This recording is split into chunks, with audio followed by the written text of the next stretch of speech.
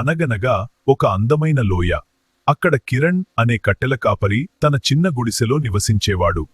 ప్రతి ఉదయం అతని ప్రయాణం అడవితో మొదలయ్యేది.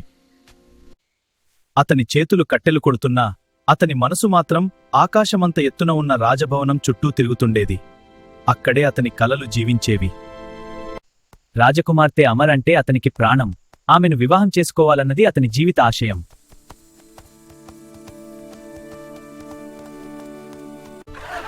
పిచ్చివాడా, ఆకాశంలో చందమాను అందుకోవడం సాధ్యమా అని ఊరి జనం అతన్ని గేలి చేశారు. కాని కిరణ్ మనసు మాత్రం దిగలేదు.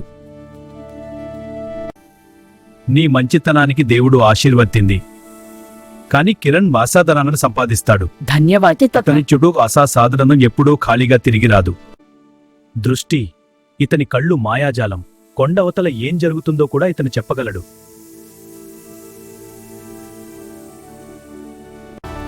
వాయు, ఇతను అడుగు వేస్తే మైళ్లు దాటుతాడు. గాలి కూడా ఇతని వేగాన్ని చూసి అసూయపడుతుంది. భీమా, ఇతని కండలు ఇనుప కడ్డీలు. కొండను పిండి చేయాలన్నా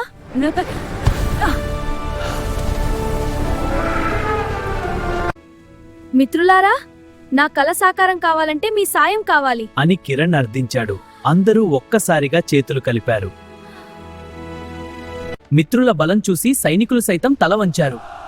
కిరణ్ నేరుగా రాజు ముందుకు వెళ్ళాడు.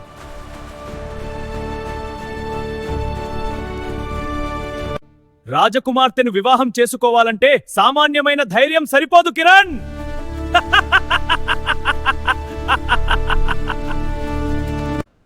నరకానికి ద్వారం లాంటి చీకటి లోయలో సూర్యకాంతి వజ్రం ఉంది. దాన్ని తీసుకురాగలవా?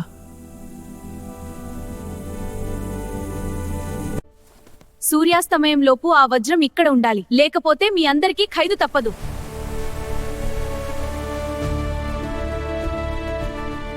ఆ లోయలోకి వెళ్లిన వారెవ్వరూ తిరిగి రాలేదు. కాని కిరణ్ వెనుక అతని మిత్రులున్నారు.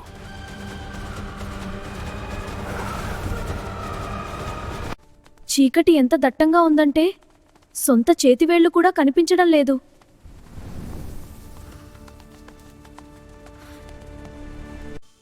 దృష్టి తన మాయా కళ్లను తెరిచాడు. చీకటి పొరలను చీల్చుకుంటూ అతని చూపు సాగింది. అదిగో, అగ్నిగుండం మధ్యలో ఆ పాము కాపలా కాస్తున్న వజ్రం కనిపిస్తోంది.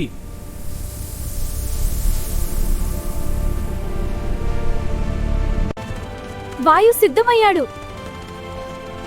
కిరణ్ను వీపుపై ఎక్కించుకుని ఒక భారీ గాలి తరంగంలా మారాడు.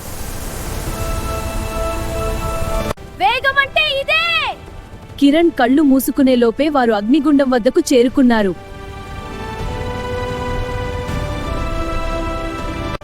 ప్రాణాలకు తెగించి కిరణ్ ఆ సూచకులపై లాక్కి పట్టినాడు.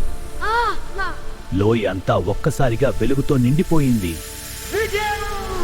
వజ్రాన్ని తీయడం ఒక ఎత్తు, తిరిగి ప్రాణాలతో బయటపడటం మరో ఎత్తు.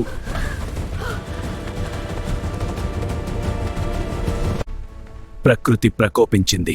పైన ఉన్న రాళ్లు వారిని సమాధి చేయడానికి సిద్ధమయ్యాయి.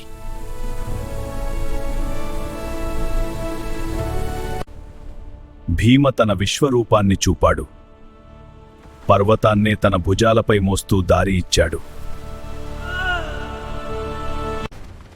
ఒకరి వేగం, ఒకరి చూపు, మరొకరి బలం కిరణ్ మృత్యువు నుండి కాపాడాయి.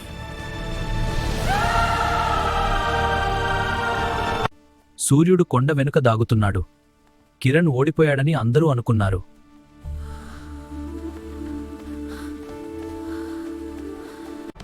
సరిగ్గా ఆఖరి కిరణం మాయమయ్యేలోపు కిరణ్ వజ్రంతో సభలో ప్రత్యక్షమయ్యాడు.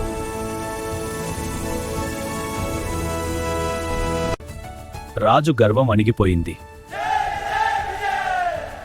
అసాధ్యాన్ని సుసాధ్యం చేసిన ఆ యువకుడికి తలవంచాడు. కిరణ్ కల నెరవేరింది. అతని పక్కన ఆ ముగ్గురు మిత్రులు గౌరవంగా నిలబడ్డారు. ఈ విజయం నాది కాదు, మాది. ఐక్యత ఉన్నచోట విజయం బానిసలా పడి ఉంటుంది.